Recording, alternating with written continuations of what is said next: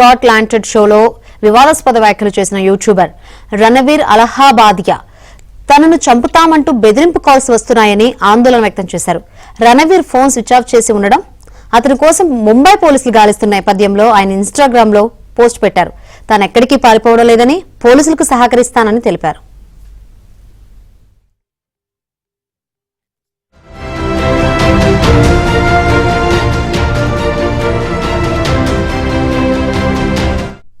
తన కుటుంబాన్ని అవమానపాలు చేస్తామని బెదిరింపులు వస్తున్నాయని, అసలు ఏం జరిగిందో తెలియని భయాందోళనలో ఉన్నానని రణవీర్ ఆందోళన వ్యక్తం చేశారు. పేషెంట్ల పేరుతో నా తల్లి క్లినిక్ వచ్చి కొందరు ఆమెను బెదిరించారన్నారు. తల్లిదండ్రుల మీద తాను చేసిన వ్యాఖ్యలు అగౌరవపరిచేలా ఉన్నాయని అంగీకరిస్తున్నానని, అందుకు మనస్ఫూర్తిగా క్షమాపణలు తెలియజేస్తున్నానన్నారు.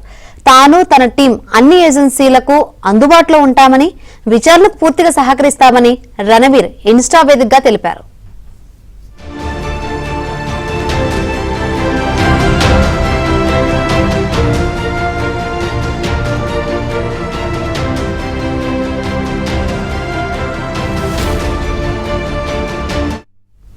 సమై రైనా ఇండియాస్ గాట్ టాలెంట్ షోలో పాల్గొన్న ఓ వ్యక్తిని తల్లిదండ్రులు శృంగారంపై రణవీర్ ప్రశ్నించడం తీవ్ర విమర్శలకు దారితీసింది.